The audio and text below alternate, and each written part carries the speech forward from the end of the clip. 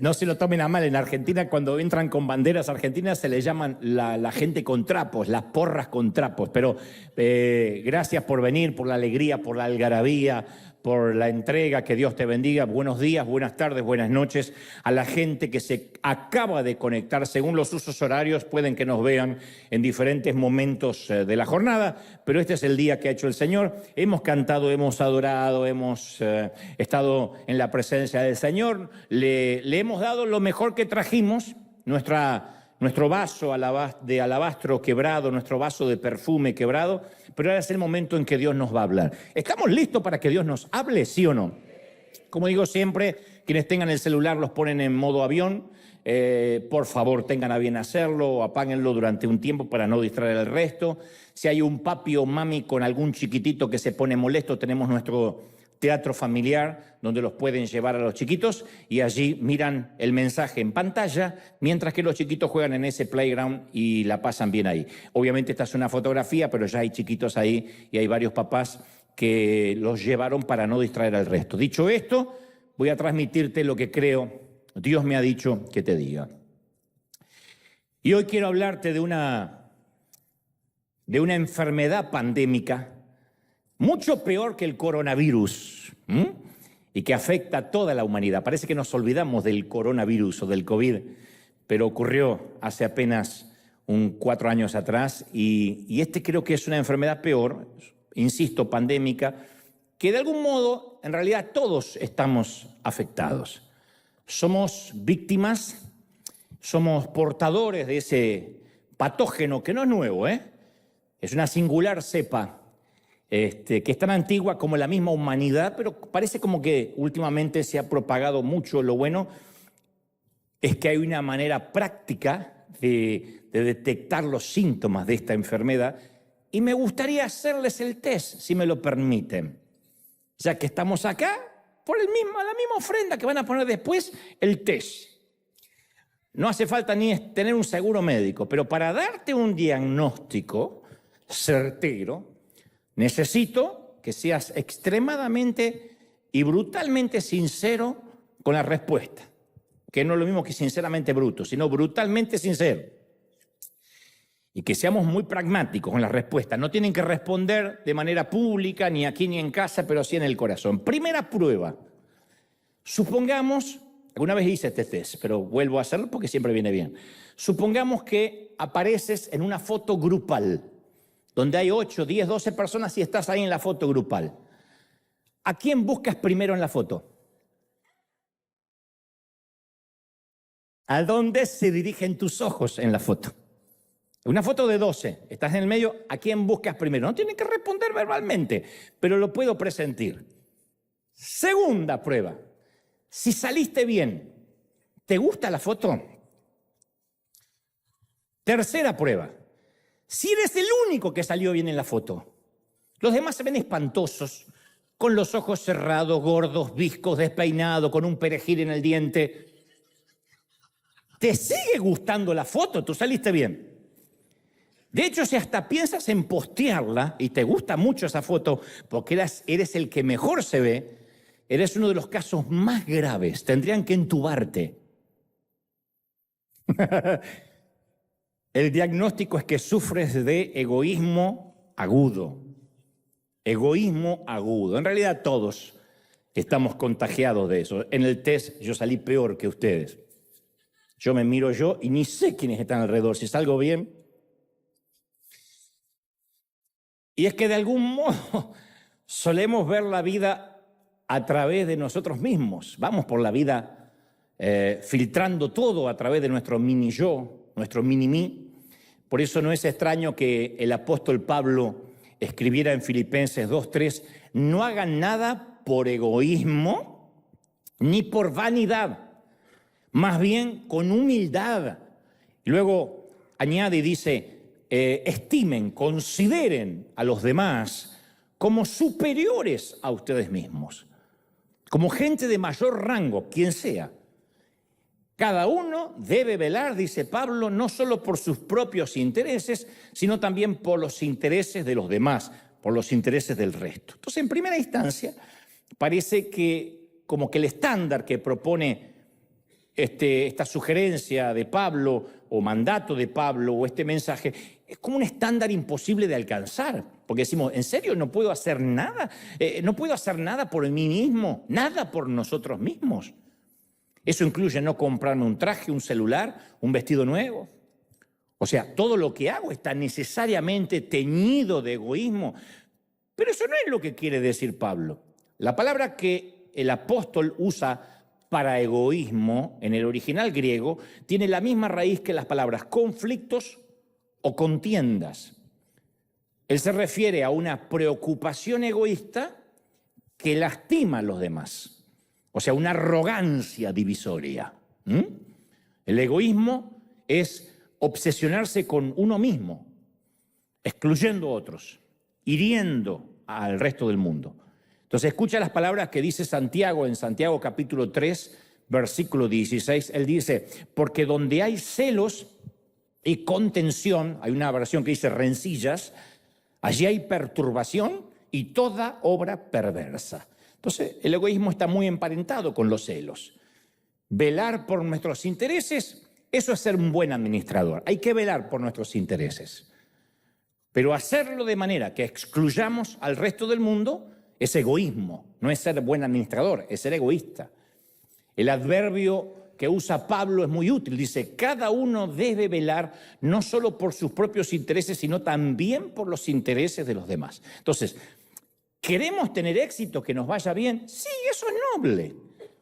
Pero tenemos que tener cuidado de no herir a los demás en el proceso, de no ir pisoteando cabezas como se estila.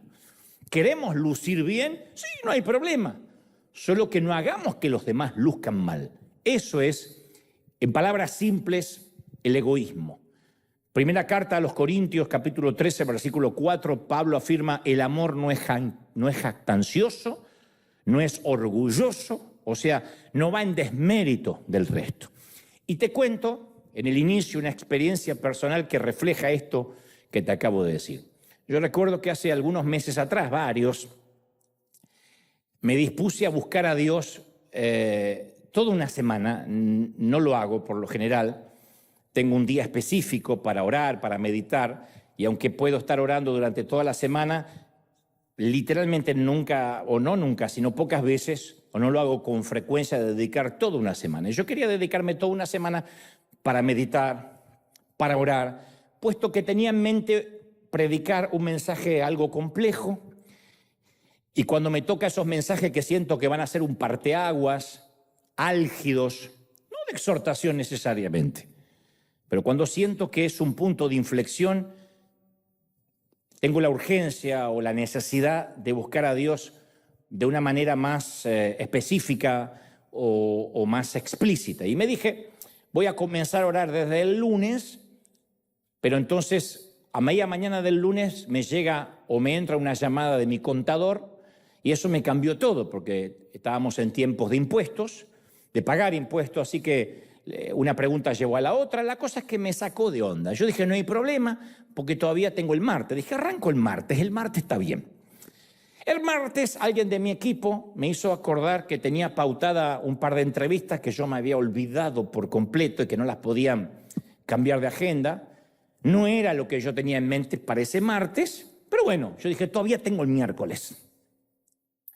El miércoles, mientras llevaba a mi hija al colegio, un querido miembro del equipo me escribió que su mamá acababa de morir, así que yo decidí llamarlo y consolarlo, hablar con él, ponerme a disposición, y mientras le hablaba yo miraba el reloj, muy dentro mío pensaba, ¿quién en su sano juicio se muere un miércoles?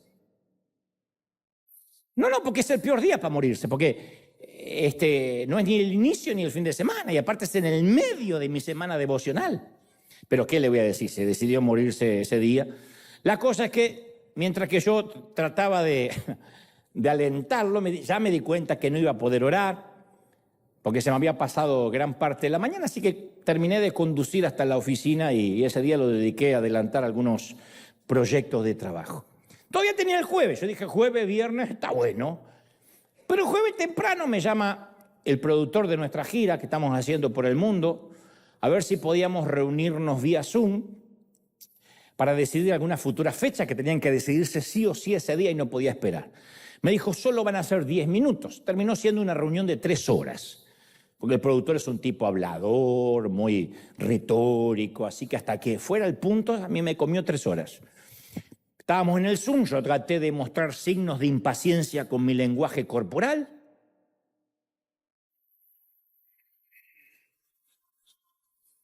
Le di cuerda a mi reloj digital. No sé si nadie se dio cuenta, no les importó un cuerno, la reunión siguió estirándose. Apenas se terminó la reunión, traté de salir rápido para poder irme a orar, porque dije, ahora sí, no me van a fregar más la oración, este es Satanás. Y justo en ese preciso momento que estoy saliendo de la oficina, llega nuestro misionero, Rob Owen, que venía desde Uganda. Yo amo profundamente a Rob, nuestro gringo, él integra nuestro board. Pero él tiene un gravísimo síndrome del cual el pobre no es consciente, que no salga de acá. Él tiene, obviamente, como un punto ciego que no logra ver.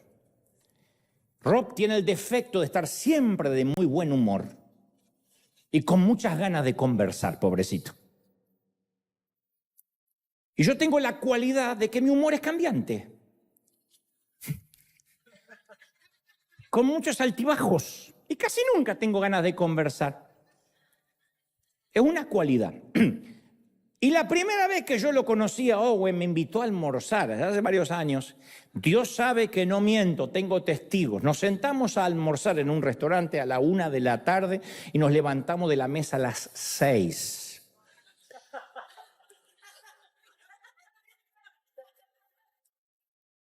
Venía el camarero, se van a servir y le hacía,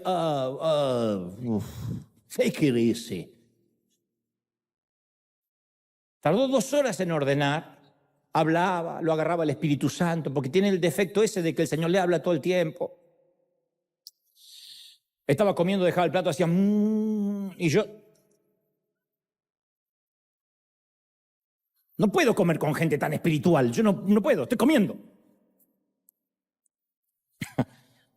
La siguiente vez que fuimos a almorzar con Rob, yo me senté y le dije al camarero que era una sopa, salmón, el café y la cuenta.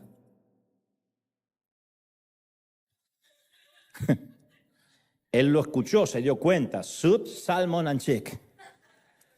Todo en ese orden y ya mismo. Y creo que Owen entendió la indirecta porque ella nunca jamás me volvió a invitar a almorzar.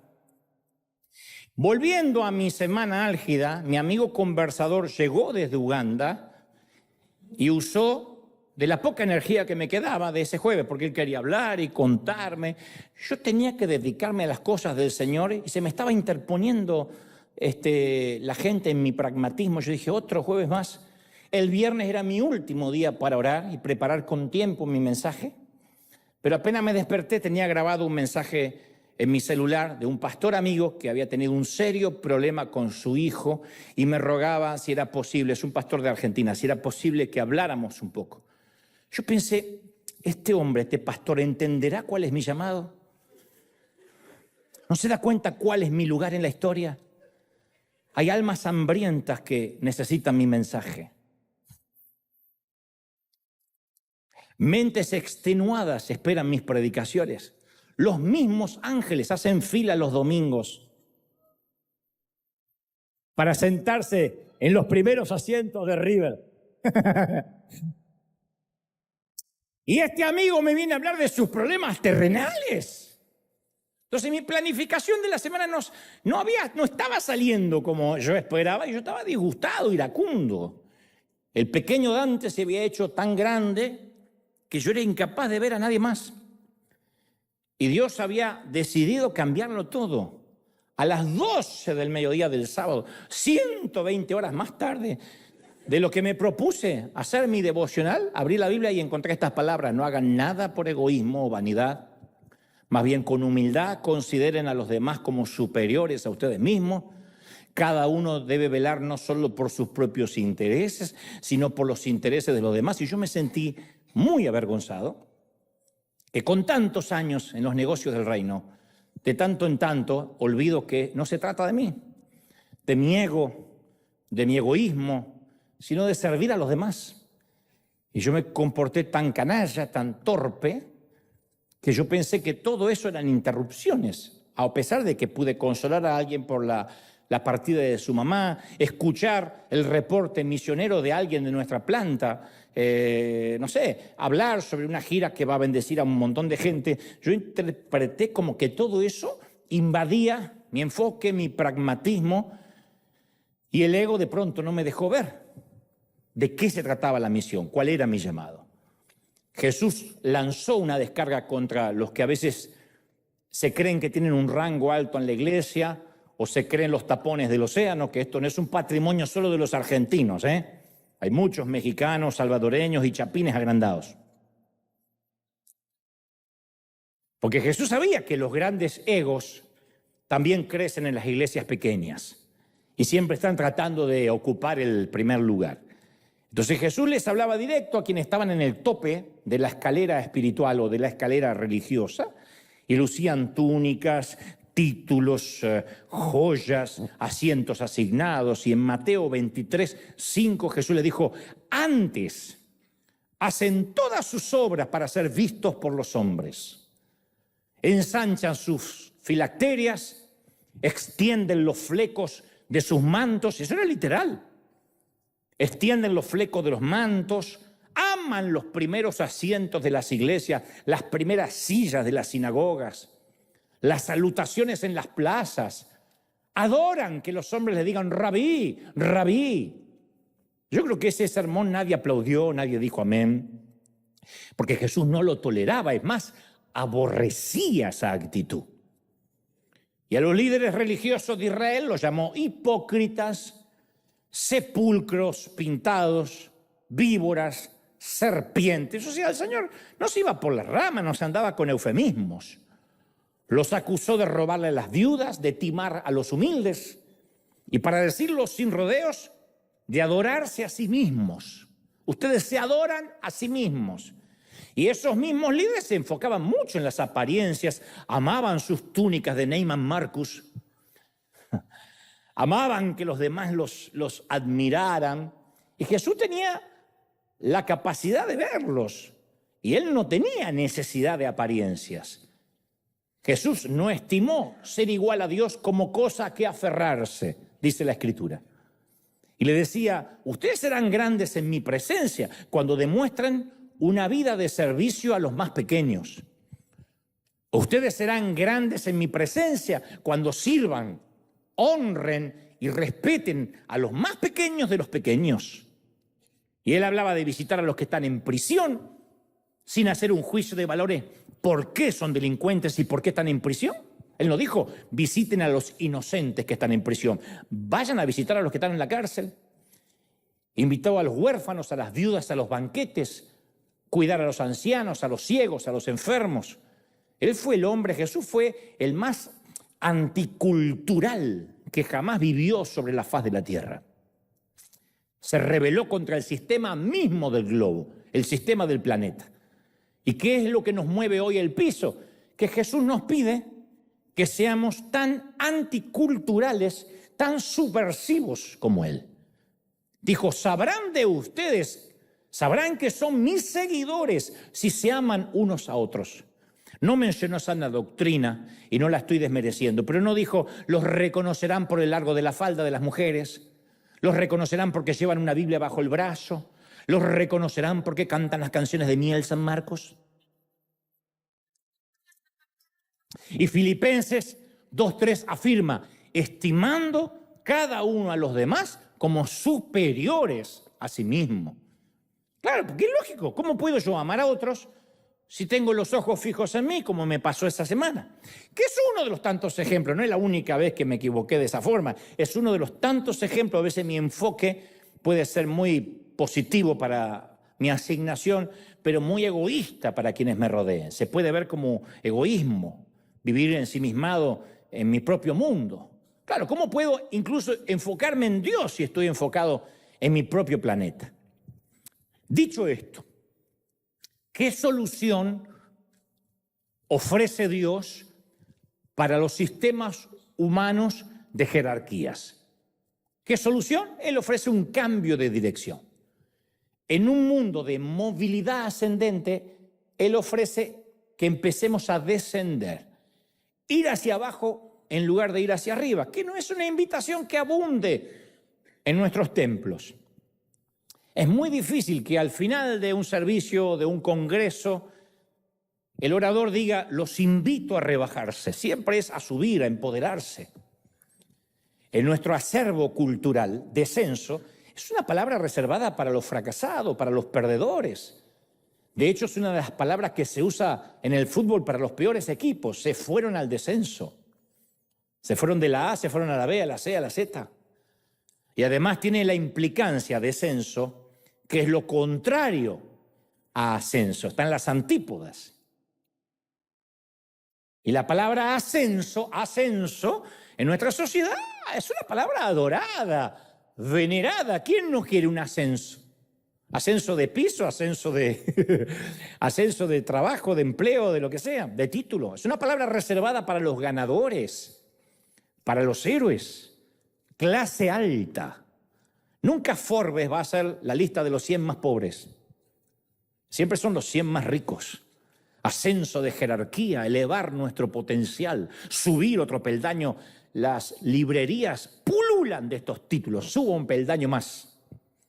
Avance hacia el futuro. Empodérese. Descubra el éxito subiendo a la cima. La palabra ascenso hasta tiene cierto sentido de virilidad. Ascenso.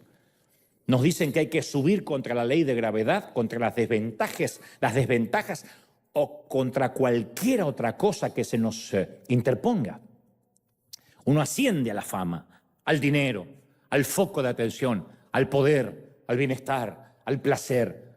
O sea, la dirección de la grandeza, convengamos que es hacia arriba. Desde la perspectiva de nuestra cultura occidental, es la única dirección a la cual se debe ir, la elevación del ego. ¿Qué le decimos a nuestros hijos? Tú puedes lograr todo lo que quieras, tienes que ganarte un aumento de salario, un ascenso, tienes que recibirte en la universidad porque te va a abrir puertas para subir, para ascender. De la misma manera que la aguja de la brújula señala hacia el norte, la aguja humana siempre señala hacia arriba.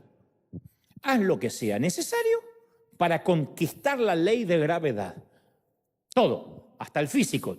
Van a los cirujanos plásticos y dicen, súbame lo que se haya caído. Señora, pero eso no estaba tan subido ni antes, pero súbalo. Procura moverte siempre hacia arriba. ¿Por qué? Porque esa es la dirección de la grandeza. Eso es lo que nos dice el mundo. Y en ese contexto, todo Filipenses 2, que te sugiero que leas, debe ser el capítulo más contracultural de la Biblia, Filipenses 2. Porque ahí se nos dice que si uno quiere de veras ser grande, tiene que cambiar el GPS e ir para abajo. Debemos descender hacia la grandeza. Descender hacia la grandeza. Lo diré otra vez. Descender hacia la grandeza. De hecho, es un absurdo, es un oxímoron. ¿Se acuerdan? En el colegio, un oxímoron es una figura retórica que combina palabras contradictorias con significados opuestos como viejas noticias, silencio ensordecedor, pequeño gigante, caos organizado, argentino humilde. O sea, ¿se entiende? Dicho sea de paso, esta semana escuché una frase que dice, un argentino que no tiene ego es porque seguramente es un uruguayo.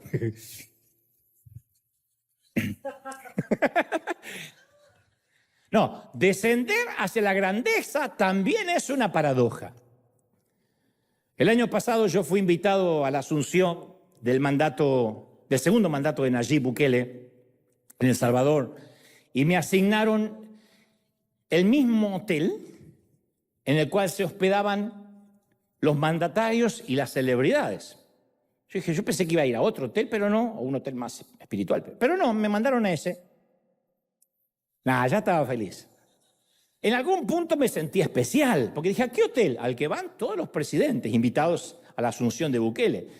Y en un momento, mientras oprimía el botón del elevador que me llevaría a mi cuarto, vi entrar por el lobby al hijo de Donald Trump Jr., junto al conocido actor Eduardo Verástegui. Unos enormes guardaespaldas morenos, ni siquiera hablando mi idioma, pero me hicieron saber con una seña que debía hacerme a un lado y dejarles mi lugar, mi turno en el elevador.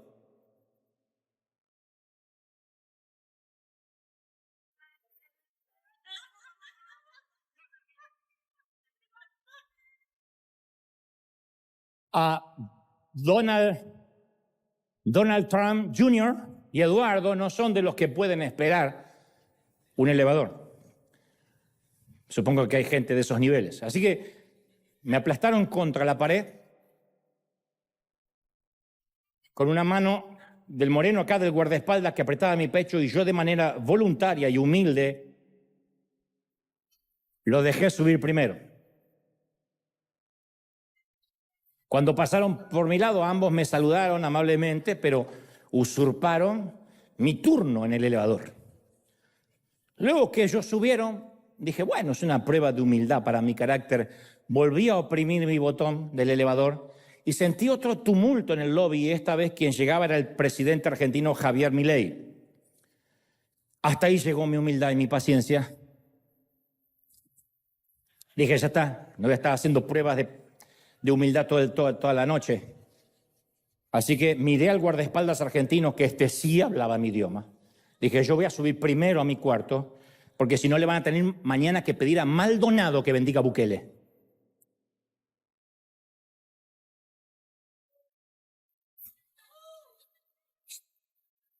Ahora, es natural que esto suceda.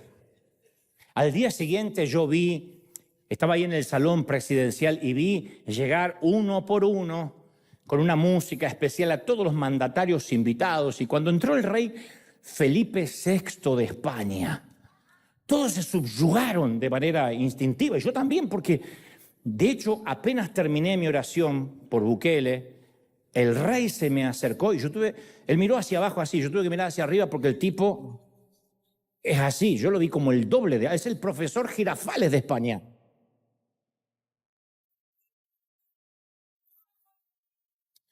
Y me dijo, enhorabuena, necesitamos una bendición de estas en mi querida España. Como es la primera vez que yo estaba ante un rey, digo un rey terrenal, no me salió su majestad, le dije, como cuando usted quiera, jefe.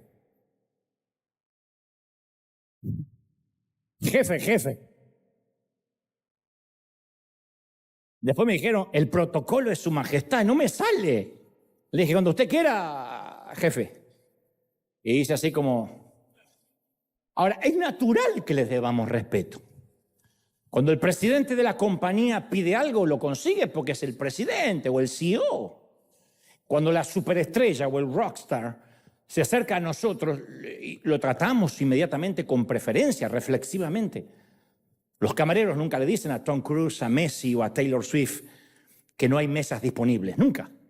No tienen que hacer reserva. Ni siquiera le dicen que no a Paquita, la del barrio.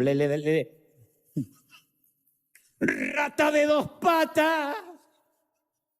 Tienen miedo que después le dediquen una canción. Bueno, ahora, ¿pero qué sucede cuando el empleado de limpieza nos pide 5 minutos de nuestro tiempo? Cuando la madre soltera del departamento de al lado nos pide un pequeño favor por enésima vez. O el que corta nuestro césped nos pide un consejo. ¿Cómo tratamos a aquellos de los cuales no podemos obtener nada en retribución? Bueno, la respuesta, si vamos a ser muy honestos, la respuesta es que lo tratamos a esa gente según nuestro estado de ánimo. De cuántas veces nos haya pedido un favor antes, por ejemplo, si ya es la cuarta, quinta vez, nos molesta. Y si nos sentimos espirituales un día, dependerá de cómo tratamos a esa gente que están por debajo de nosotros, ya sea profesionalmente, económicamente o ministerialmente, porque aunque seamos hispanos, trabajadores, todavía tenemos gente por debajo nuestra a las cuales podemos llegar a maltratar. Yo lo he visto. Me ha dado mucha vergüenza estar con gente comiendo y ver cómo maltrata al camarero, porque no es lo que pidió. Y si bien no tiene que tragarse lo que no pidió, hay maneras y maneras.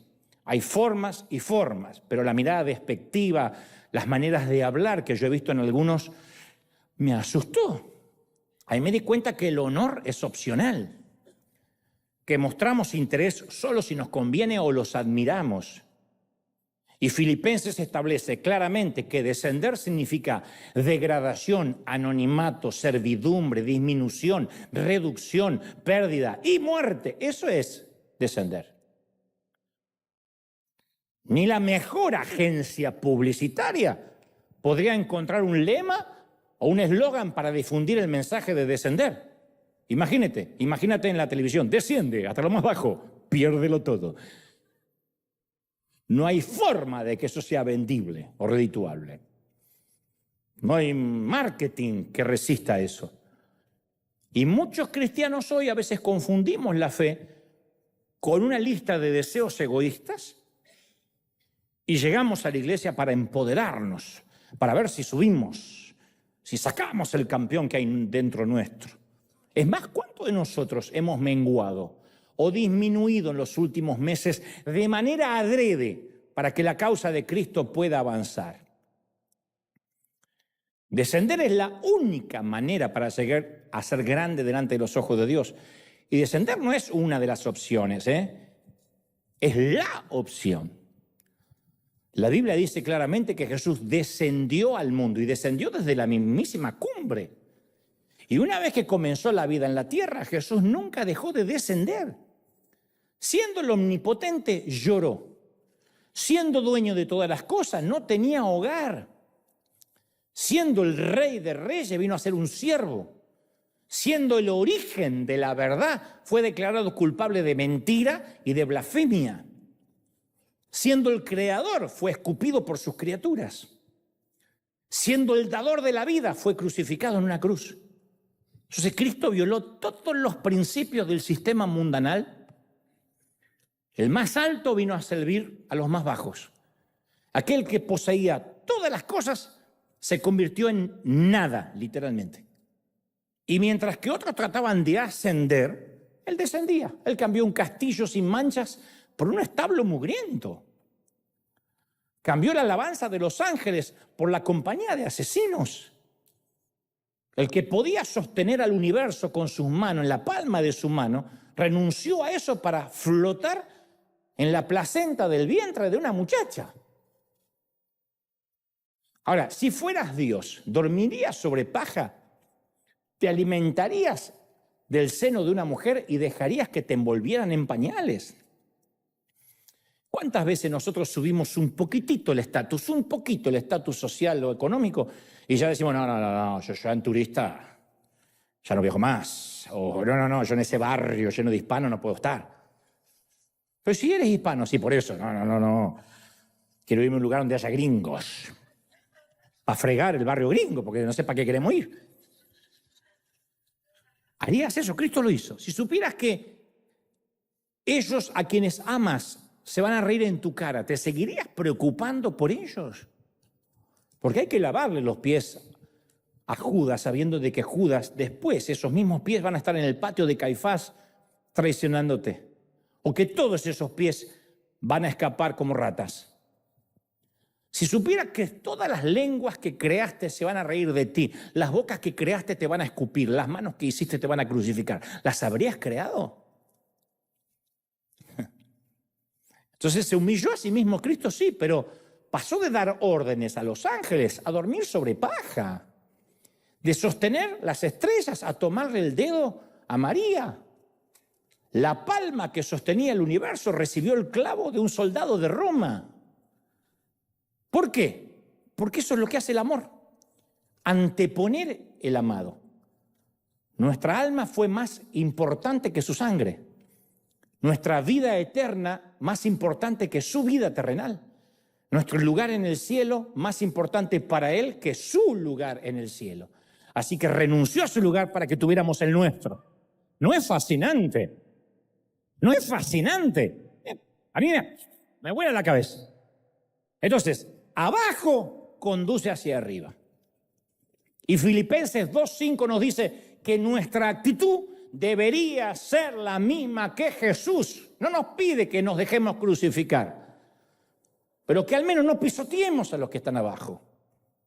Haya pues en vosotros este sentir que hubo también en Cristo Jesús, el cual, siendo en forma de Dios, no estimó ser igual a Dios sobre cosa a la cual aferrarse, sino que se despojó a sí mismo, tomando forma de siervo, hecho semejante a los hombres, y estando en la condición de hombre, se volvió a humillar a sí mismo, haciéndose obediente hasta la muerte y muerte de cruz. Pero es pertinente dejar algo muy en claro, porque a la hora de decir vamos a descender, nos solemos confundir. Por ejemplo, Santiago 4:10 dice: humillaos delante del Señor y Él os exaltará. Entonces, Dios pide que perdamos para que podamos ganar. Nos hace una petición y después nos ofrece una promesa. Dice: pierde tu ambición egoísta y yo te honraré por amar a los otros. Pierde tu adicción a las cosas y yo te voy a proveer sin medida. Pierde tu obsesión por estar al control y yo te daré poder. Pierde tu vida y yo te daré la eternidad. En otras palabras, no es lo mismo que Dios nos humille al hecho de que nos humillemos de manera intencional. Pierde tu vida, humíllate, humillaos. Después está la palabra que dice: al que se enaltece, Dios lo va a humillar. Yo no quiero ser parte de eso. Yo no quiero que Dios me humille. Yo quiero seguir la consigna que Dios nos pide, que intencionalmente descendamos. Descender requiere pequeñas decisiones diarias, no es ahora salgo de acá, regalo la casa, regalo el auto, si tengo auto, vivo bajo un puente. Eso es vagancia, eso no es humillarse. Eso es ser mal administrador. Pero el descender son pequeñas decisiones diarias. Esto es lo difícil, porque hay que descender conscientemente, es lo que más cuesta. Uno va por la vida, nos enseñan a abrirnos paso, y los que hemos nacido en lugares pobres, apenas logramos algo, un zapatito mejor o una casita más cómoda, vamos por la vida teniendo eso como base, ya no queremos volver a la pobreza.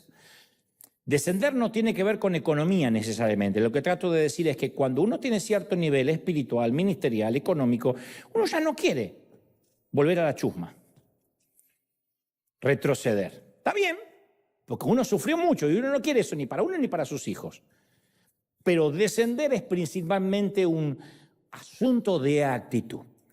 Y quiero decir lo que sigue para buenos entendedores. Algunos quizás no entiendan, aquí sí, porque aquí son todos sumamente inteligentes, pero en el otro servicio son un poquito más lentos. Todos llegaremos a un momento en la vida, todos, en que nuestro descenso a la grandeza se va a complicar debido a las múltiples opciones y la mejora de nuestra calidad de vida. Esto no es un mensaje para ricos. Para cualquiera que mejore un poquito la calidad de vida, ya se empieza a complicar el descenso, por lo mismo. Por ejemplo, no es lo mismo sentirnos humillados o sentirnos que descendemos porque no nos queda otra opción, por una quiebra, porque no nos dan lugar en la iglesia, porque tenemos un divorcio, porque tenemos un hijo en rebeldía y uno tiene que descender en todos los niveles, que hacerlo de manera intencional. O sea, puede llegar una temporada en la cual, por poner un ejemplo, en términos económicos, empezamos a estar medianamente cómodos. No para decir, qué bruto, cómo me sobra el dinero, pero medianamente cómodos. O sea que ya no tenemos que preocuparnos si vamos a comer o no.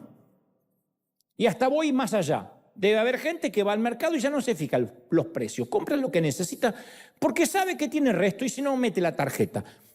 Parece una bobería, pero hay muchos en nuestros países que no pueden darse ese lujo. Tienen que ir mirando la etiqueta, porque si compran 12 huevos de más, a lo mejor se quedan sin harina o viceversa. Hay momentos que hasta podemos tener nuestro propio autito o una casa decente, que no se llueva, o el último celular, o un buen crédito. O sea, o que seamos ministros conocidos, empezamos a servir al Señor y un día nos empiezan a invitar en distintas partes del mundo y nos dan ofrendas por predicar, nos pagan por lo que antes hacíamos gratis y nos dicen cuánto hay que darle, a ver, cuánto hay que darle, venga y deme una palabra. A mí me han llegado esas ofertas de que era muy jovencito, Resulta que teníamos que poner dinero. Yo vengo de las iglesias donde uno había que poner dinero para servir. Pastor, ¿puedo tocar la batería en la iglesia? Sí, compraste una batería y venía a tocar. Era así. Uno traía su instrumento. ¿Qué te iban a pagar? Tu abuela te iban a pagar. Your grandmother, te decía el pastor si querías. ¿Me van a pagar? No, uno iba gratis y ponía dinero y ve que salía a predicar a la plaza y yo pongo esto y yo pongo el otro y yo llevo la comida y yo llevo el megáfono. Uno sabía que para el Señor había que darlo todo. De repente, capaz que en la providencia divina, no estoy haciendo un juicio de valores, digo, en la providencia divina alguien dice, yo te voy a bendecir por esto. La cosa es, el punto es que cuando entramos en cierta temporada de confort, entonces hay que tomar decisiones muy conscientes para poder descender, porque ya no queremos descender más. En palabras más simples, llega un momento en que podemos estar dando de todo aquello que nos sobra. Tiempo, voy a darle al Señor tiempo si me sobra. Energía, si me sobra. Dinero, servicio a Dios y hasta voy a ofrendar si me sobra. Primero tengo que pagar mi gasto y si me sobra voy a poner una ofrenda, lo cual ya deja de ser ofrenda y se transforma en limosna. Entonces a veces la cosecha puede esconder un nuevo anzuelo. Cuando somos bendecidos viene la tentación de pensar más altamente de nosotros de lo que deberíamos pensar. Y la palabra dice, ninguno tenga un concepto más alto de sí mismo del que deba tener. No está diciendo que te sientas una basura, que nos sintamos la nada. Pero dice, ninguno tenga más alto concepto del que deba tener. O sea, uno tiene que tener un concepto bueno de sí mismo, porque uno no puede amar al prójimo si no se ama a sí mismo. Pero cuidado, amarse a sí mismo es una cosa y tener un alto concepto, sentirte la última Coca-Cola del desierto, es otra cosa muy distinta. Y cuando llegan los tiempos merecidos de cosecha, porque van a llegar, la cosecha no falla si hubo siembra, es probable que seamos seducidos hacia las trampas del egoísmo otra vez. Uno puede ser egoísta porque no tiene dónde caerse muerto, como decía mi papá. Mi papá, cuando éramos muy pobres, no dábamos nada porque decía, si damos, no comemos nosotros. Venían las visitas y mi mamá decía, no te puedo creer, basuras del infierno, guardad las empanadas. Y las guardábamos. Entonces le dábamos, hay una infusión en Argentina llamada mate, que es muy parecida al té, le damos mate, hasta que la panza le hacía así de agua y se iban. Decía la visita, ¿hay olor a comida? Acá no. Debe ser del vecino. Y estaban las empanadas ahí tapaditas con un trapo arriba de la nevera hasta que se fuera la visita, porque decía mi papá, no tenemos. Entonces éramos egoístas por ratones. Pero después uno se puede hacer egoísta porque hay que tener por si este tiempo se termina. Hay gente que es egoísta por las dudas. Entonces dice, no, y quién sabe si esto va a durar. Y hay otros que son egoístas porque empiezan a decir, yo quiero más, si me pongo a dar no voy a tener más. Entonces nuestro entorno cambia y a veces estar con los que tienen puede ser difícil recordar las necesidades de que no tienen. Yo puedo entender que alguien que nació en cuna de oro, se crió en el palacio de los príncipes, de repente a veces no tiene conciencia de que haya necesidad. Yo no me enojo cuando un gringo hueso colorado, digo a la gente del resto del mundo, hueso colorado es gringo de Gringolandia. Dice, yo no sabía que había otros países además de México. Yo pensé que estaba Estados Unidos, México y después había agua. Gracias a Netflix descubrí que está Italia. Si no, no sabía. Si no fuera por Netflix, no sabe que hay otra raza. Lo entiendo, porque viven en su burbuja. Nosotros los hispanos, la mayoría venimos de pelearnos con la vida, de pobreza, de escasez. Si no tuvimos escasez, nosotros tuvieron nuestros padres. Y si no tuvieron escasez, nuestros padres eran nuestros abuelos. Pero muy difícil que haya alguien acá que mirando para atrás dice, yo provengo de millonario. Menos que sea narco. Si no, no. Si está acá el nieto de Pablo Escobar, te bendigo. Pero la mayoría. Entonces, cuando uno llega y cosecha porque trabajó mucho y Dios te bendice, es muy probable que uno empiece a olvidarse de dónde salimos. Entonces uno ya se empieza a juntar con los que tienen más o menos nuestro nivel. Pasa como cuando nos convertimos. Ya no tenemos amigos mundanos. Ya queremos estar con creyentes y está bien porque uno quiere hablar temas en común, las cosas de Dios, pero de repente nos hacemos tan asépticos que ya no llegamos al perdido y hasta después nos repele el perdido y nos olvidamos que esa era nuestra misión, nuestra asignación. Entonces uno a veces en nuestro afán de tener más confort puede perder la noción de cuando no teníamos y que hay gente que sigue no teniendo. Y no hablo solamente de dinero, en todos los órdenes de la vida. No se trata de cuánto poder, influencia o dinero tengamos, sino cómo lo vamos a administrar. El carácter también se ve en cómo administramos las bendiciones. Yo no adhiero a la frase, ¿cómo te cambió el dinero? ¿Cómo te cambió la plata? El dinero no cambia a nadie. El dinero muestra la esencia de lo que eras antes de tener dinero. Lo que pasa es que cuando eras pobre a nadie le importaba cómo eras. Pero cuando llega el dinero, muestra la esencia de cómo eras. Hay mucha gente que no sabría qué hacer con una red repleta de peces. Y hay muchos que no saben qué hacer con tanta bendición. Entonces, ¿qué hacemos con el poder, por ejemplo, que el dinero nos trae? No es un mensaje para multimillonarios. Estoy hablando de aquellos que hoy tienen un poquito más que hace una década.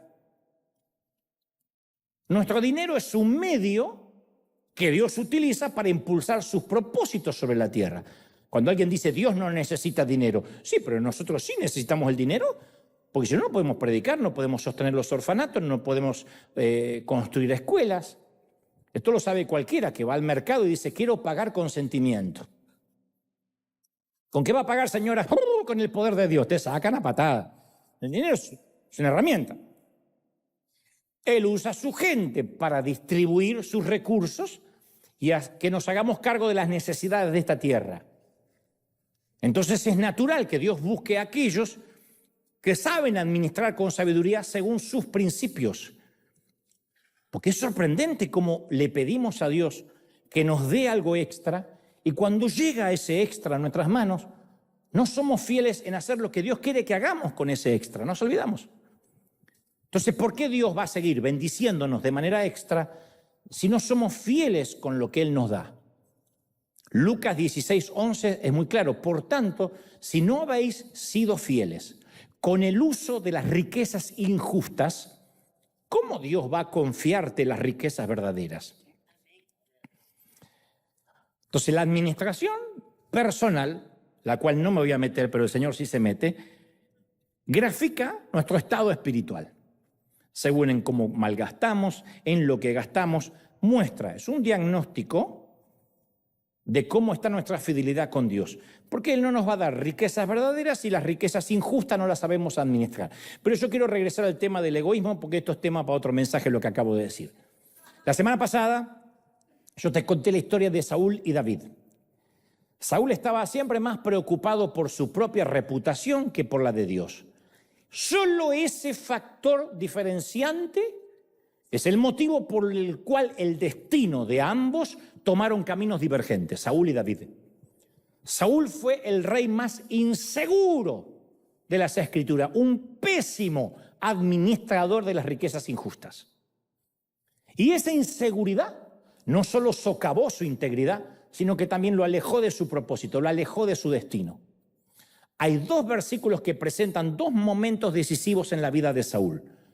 Primera de Samuel 14:35 dice, luego Saúl construyó un altar al Señor y fue el primer altar que le levantó a Dios. Hasta ahí todo perfecto. Saúl levantando, un rey, un altar a Dios. Saúl está dando crédito a quien se lo merece. Está reconociendo que es Dios quien gana sus victorias, que Dios es quien lo ungió. Todo cambia un capítulo después. Primera de Samuel 15, ya no 14, 15, 12, relata. Luego Saúl se fue a Carmel y allí se levantó un monumento. En algún momento entre Primera de Samuel 15 y Primera de Samuel 14 y Primera de Samuel 15 Saúl se dejó de edificar altares a Dios para construirse monumentos a sí mismo. ¿Quiénes se construyen monumentos a sí mismos? Los que piensan que valen poco. El orgullo es un subproducto de la inseguridad. Muéstrame a alguien petulante y yo te voy a mostrar un tipo inseguro o una mujer insegura. Yo he conocido gente así, agrandados así, aleluya. Viene primero el pecho y al rato viene él atrás. Inseguro. Porque, ¿qué dice la famosa frase mexicana? Dime de qué presumes y te diré de qué escaseas. ¿Sí? Un tipo que habla de sus hazañas sexuales deja mucho que desear. Pregúntenle a las mujeres. Un tipo que habla de su dinero, de su poder, es porque realmente, pobrecito, necesita todo eso para tener una valía. Mientras más inseguros seamos, más monumentos necesitamos construir. Y pedimos que nos antepongan un título: doctor, pastor, apóstol, arcángel, querubín, díganme querubín. Y ahora permíteme que te haga una pregunta difícil que te va a exigir una respuesta franca. Va a exigir una respuesta franca en tu corazón. ¿Le estás edificando altares a Dios o estás levantándote monumentos a ti mismo? Usted dice, ¿y cómo es eso? Bueno, ¿cuál de las dos reputaciones te preocupa más, la tuya o la de Dios? Si la que te preocupa más es tu propia reputación, el qué dirán en las redes, qué dirán mis parientes, entonces te estás levantando monumentos a ti mismo. Y tu relación con Dios tiene como meta tu provecho propio. Es la gente que después se va de la iglesia porque no le resultó la magia. Yo diezmé y Dios no me prosperó 10 veces más. Yo vengo acá, me congrego y se me murió un ser querido igual. Porque creen que están comprando un seguro médico. En realidad no están sirviendo al propósito de Dios. Están practicando una espiritualidad ascendente, una espiritualidad egoísta. Una espiritualidad ascendente es un oxímoron. Están practicando una espiritualidad que quieren que sea Dios quien sirva a sus propósitos. Dios, dame esto, bendíceme, te ruego por esto, decreto esto, declaro lo siguiente. Y Dios está corriendo y dice, sí, que más, hijo, que algo más para servir, algo más, el Señor se va a servir. Decreto este año que voy a ser bendecido. Ya le traigo el decreto, Señor, ya le traigo. Y viene el Señor con un plato. El Señor es un camarero. Y decretamos y ordenamos y reclamamos y ordenamos y qué sé yo, y soltamos. Y la palabra gravita y la dejamos de gravitar y la volvemos a agarrar. Y el Señor está ahí como camarero diciendo, ¿qué más se va a servir el Señor? Eso tiene un nombre. La enfermedad que te hablé al inicio, egoísmo. Eso es cuando el sueño que nos da Dios se vuelve tan importante o más importante que el dador del sueño. Caramba, que hemos visto gente que iba tras un sueño de Dios y el sueño creció más que el Dios al que desea servir. Y cuando Dios ve que un sueño que Él mismo nos ha dado se roba su gloria, entonces va a permitir que mordamos el polvo. Te lo digo por experiencia, no porque vi a los demás. Muchas veces yo creí que ese sueño era de Dios y no dudo que lo haya sido. Pero de pronto el sueño me enamoró más que el dador del sueño. Por eso yo te decía que es difícil descender conscientemente. Porque al egoísmo le podemos disfrazar de palabras religiosas. Tengo la carga por las naciones. Dios me llamó para ser apóstol y Dios me mostró que iba a tener 500 anexos. El Señor cierra los ojos y me veo en un estadio. El mismo egoísmo, cambian los juguetes. Pero es lo mismo que el que dice quiero comprarme un auto último modelo, quiero comprarme un auto de alta gama, quiero una casa con piscina. Bueno, a veces lo disfrazamos de palabras más espirituales, pero a veces es egoísmo puro. Cuando alguien dice mi sueño es predicar, o mi sueño es ser rico, o mi sueño es ser pastor, yo siempre le pregunto, ¿para qué? ¿Para qué? No, pero para predicar, ¿pero para qué?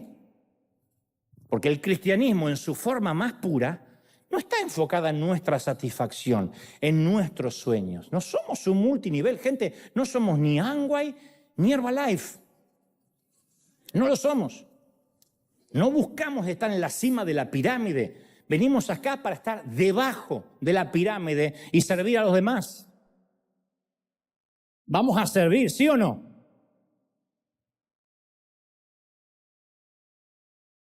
Hay algunos servidores o varios que se fueron de River porque dice, en River no hay lugar para nadie. Digo, ¿de verdad? Amueblamos casas toda la semana, ahí van nuestros voluntarios, vamos a África, ahora estamos por ir de vuelta a Uganda, a la India, en plan de emergencia seguimos. El que quiere servir tiene un montón. Esta debe ser la iglesia que más oportunidad de servir al voluntariado da. Pero lo que están diciendo ellos es, en River no hay un lugar donde me vean servir. Dante no le da el micrófono a nadie. Y entonces imagínate que vienes a un servicio del domingo y antes de que yo hable acá, pasan 8. Uno a hablar una cosa, otro a exhortar, otro a leer la Biblia, otro a levantar la ofrenda, otro porque quieren servir al Señor. Eso no es servir al Señor, eso quiere que lo vean. Lo que hacen es robar tiempo del servicio. Si lo único que tenemos que hacer es cantar, adorar, dar 2 anuncios y predicar. Eso es el servicio, punto. ¿Para qué hace falta que haya más gente que lo vean servir? No está mal, digo que uno tiene que pasar por el tamiz. ¿Cuál es mi motivación? La fe cristiana es un asunto de dar, no de recibir. El asunto es cómo administramos quienes somos lo que se nos fue dado, sea dinero, autoridad, talento, dones, influencia. Si lo empleamos en nosotros, estamos construyendo monumentos externos. Solo cuando usamos nuestros recursos para el servicio de Dios es cuando construimos altares a Dios. Y hay un mundo de diferencia entre un altar y un monumento. Son parecidos. De lejos parecen las mismas estatuas. Pero el propósito y la motivación son diametralmente antagónicos. A veces parece que le estamos construyendo algo a Dios y es un monumento a nuestro ego. ¿Cuántas catedrales, iglesias, torres gigantescas hemos visto quedar en la nada, en la quiebra y eran para Dios? Comenzaron siendo para Dios, pero en algún momento los gastos fijos se interpusieron en la visión. Por eso vuelvo a insistir, descender hacia la grandeza se libra en el campo de batalla de las pequeñas decisiones diarias. Las pequeñas decisiones intencionales, que son los peldaños que toman la senda descendente.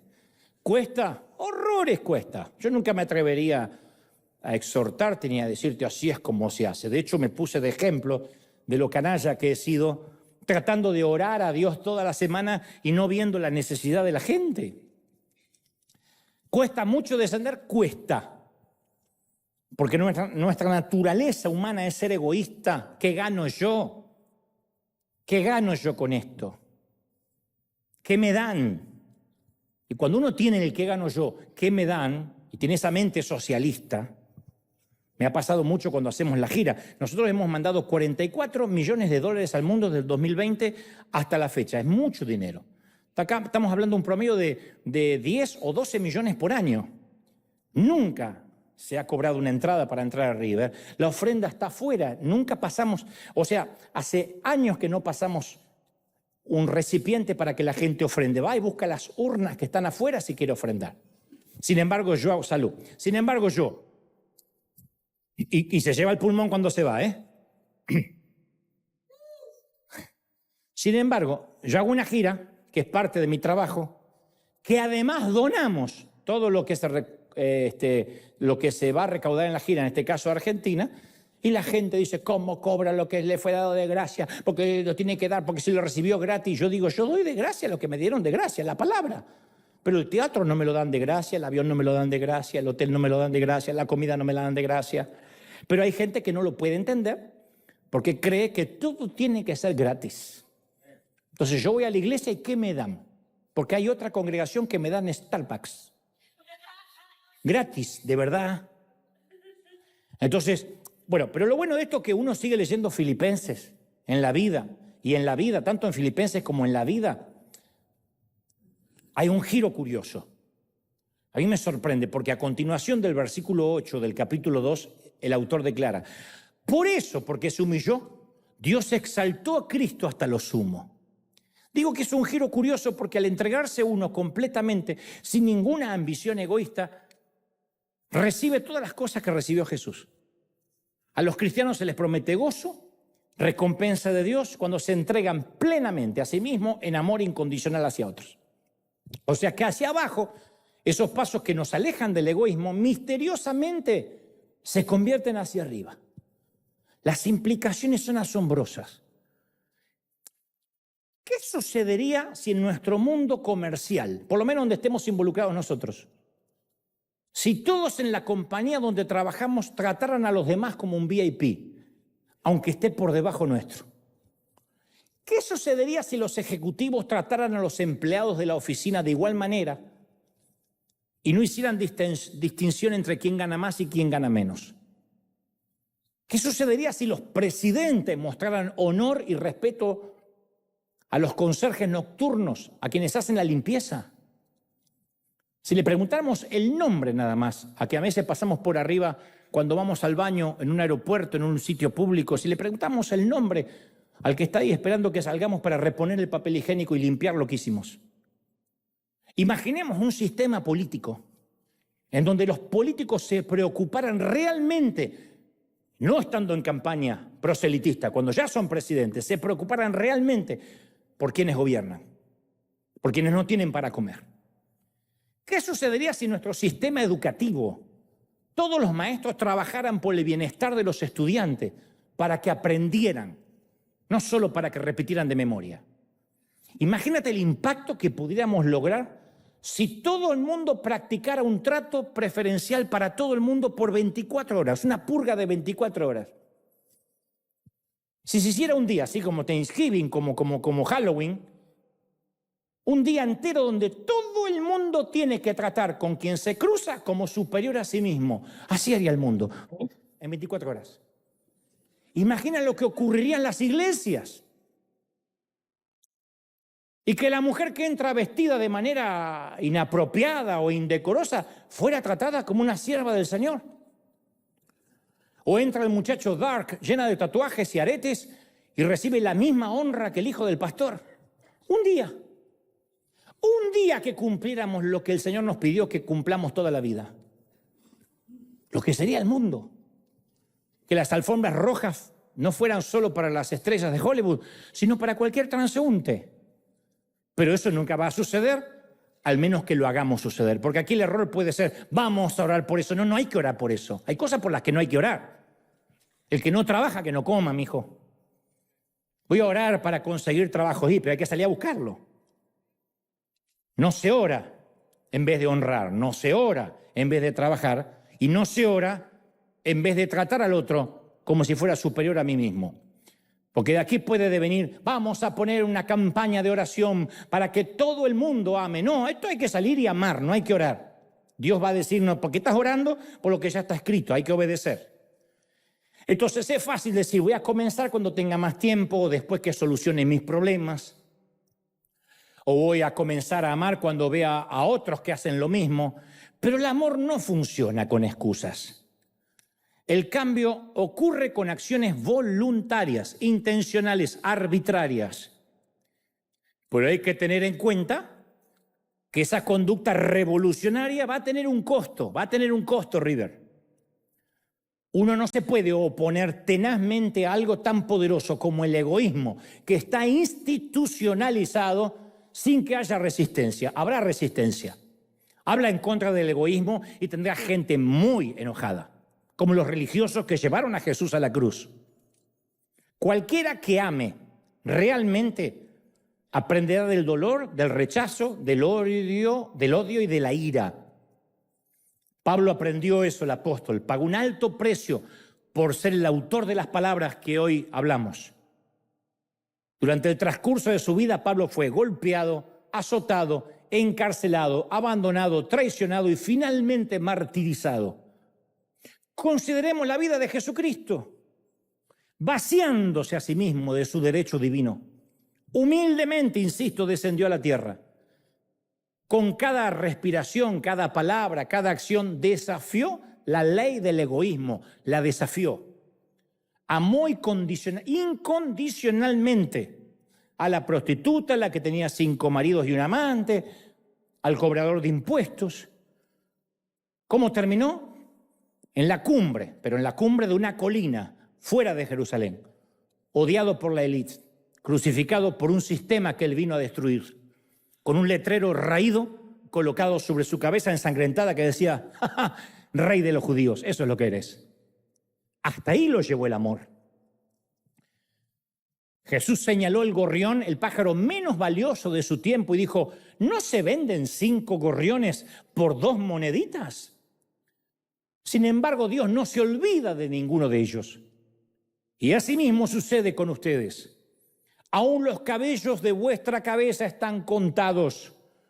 No tengan miedo. Ustedes valen mucho más que los gorriones. Y nosotros nos acordamos de las águilas. Dios se acuerda de los pajaritos del mundo. Nosotros hacemos estatuas, monumentos de bronce y les ponemos el nombre de águilas a nuestros equipos deportivos, o halcones, los halcones dorados, las águilas de... Pero Dios se fija en los gorriones. Cristo da una atención especial a los rotos, a los caídos, y nos insta a seguir su ejemplo. En Lucas 14:13 dice, mas cuando hagas banquete, llama a los pobres, a los mancos, a los cojos, a los ciegos. No es una metáfora, no es una licencia poética. Cuando hagas una fiesta, llama a los que nunca podrían entrar a una fiesta. ¿Cuántos de nosotros lo hemos hecho? No lo hemos hecho. Entonces, a ver, a priori el egoísmo se vence cuando uno descubre que no tiene que demostrarle nada a nadie. Fuimos llamados a amar. Si eso es un escándalo para algunos, igual.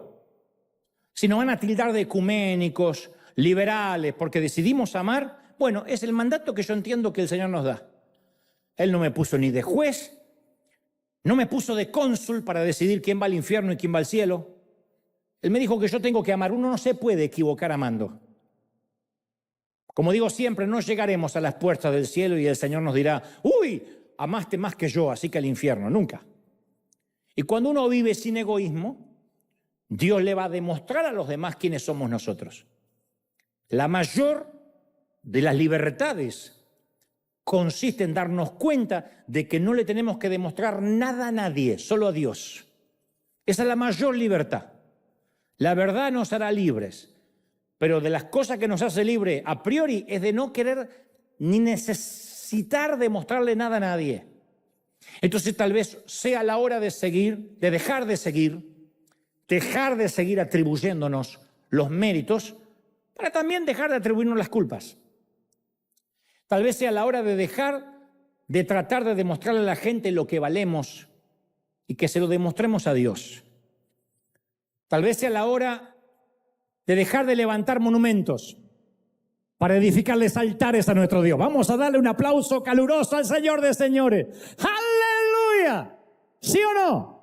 Altar, vamos, que ese altar de alabanza se escuche ahora. Levante ese aplauso al Rey de Reyes.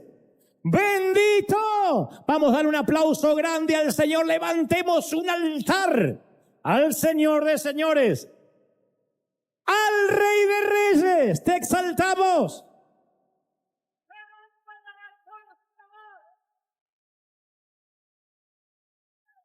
Te exaltamos, Dios. En casa, acá, levanta tus manos al cielo y dile, Señor, edificamos un altar de adoración, de entrega a ti. Yo creo que todos ahora te voy a rogar, no te puedo exigir, pero rogar que le pidamos perdón al Señor por las veces que nuestro pequeño mundito que nos ensimisma, egoísta, ególatra, no nos ha permitido ver las necesidades ni el sufrimiento. Yo me estoy poniendo peor con la edad y cada vez, en lugar de descender más, me encierro más en mi propio mundo y tengo que ser adrede en esto y decir, Señor, ayúdame a abrir los ojos, a no tener puntos ciegos.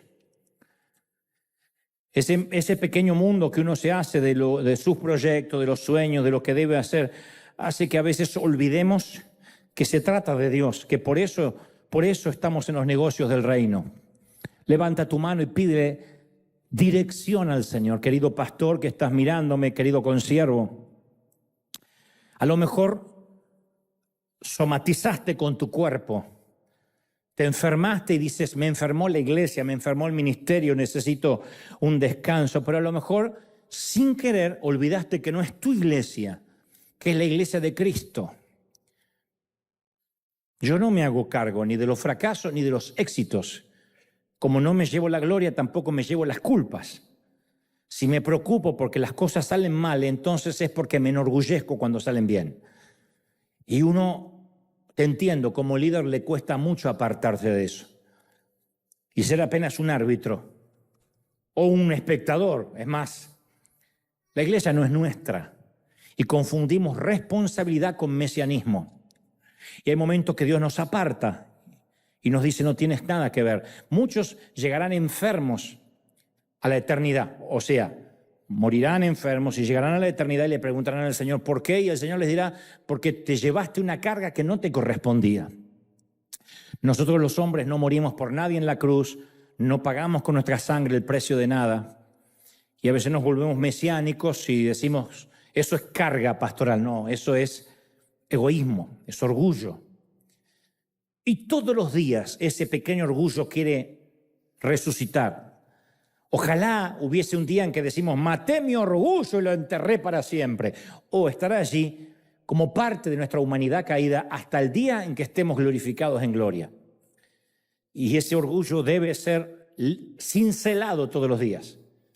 El egoísmo. Podemos ser egoístas como padres, diciendo yo quiero lo mejor para mis hijos e interponernos en el tratamiento y el proceso que Dios tiene para el carácter de ellos. Podemos ser egoístas hasta para ofrendar y sembrar. Voy a dar dinero y espero que se use bien. ¿Quiénes somos nosotros? Bueno, es un privilegio si el dinero se usa bien, pero ¿quiénes somos nosotros para hacerle la ruta del dinero y el seguimiento? Uno da porque quiere dar, porque de eso estamos hechos. Porque es más bienaventurado dar que recibir. El resto, si tú, pastor, es un delincuente que se gasta el dinero en Las Vegas, no es tu responsabilidad. Dios va a bendecir tu dádiva. Dios va a bendecir lo que tú des. El egoísmo a veces hace que digamos, quiero saber en qué se va a usar. Eso es un lujo que a veces tienen algunas congregaciones. Pero hay muchas, miles que no tienen ese lujo. Y aún así uno debe vencer el egoísmo y decir, yo voy a seguir dando. Yo voy a seguir siendo un canal de bendición. Vamos a decirle, Señor, ayúdanos a que este año el egoísmo sea derrotado una vez más, un día a la vez, un día a la vez. Padre, gracias por esta mañana, tarde o noche. He transmitido lo que creo me has dicho que diga y he hablado sin omitir, sin quitar de lo que sé o creo que es tu revelación. Señor, yo he hablado al intelecto, pero tú has llegado donde yo no llego, que son los corazones, las mentes. Ayúdanos a ser cristocéntricos, a estar en el centro de tu voluntad, de tus escrituras. Ayúdanos a volver y regresar a la senda antigua, que no tiene que ver con doctrina, sino con la entereza, con la integridad, con la búsqueda. ¡Te amamos! Levanta tus manos y dile, Señor, recibimos esta presencia, la estamos percibiendo, nos envuelve por encima, por delante, detrás. Envuélvenos con tu espíritu, sella estas palabras. Bendigo a los que están en casa. Aquí nos quedaremos exactamente unos 3 minutos más. Pero los que están en el hogar, que Dios te bendiga, que Dios te guarde, que haga resplandecer su rostro sobre ti. No aflojes, no te entregues, no te rindas, porque los mejores días están por venir. A levantar altares a Dios, a levantar sacrificios de alabanza a Dios, y seremos bendecidos. Dios te bendiga, Dios te guarde, Dios te ilumine, gente de todo el planeta.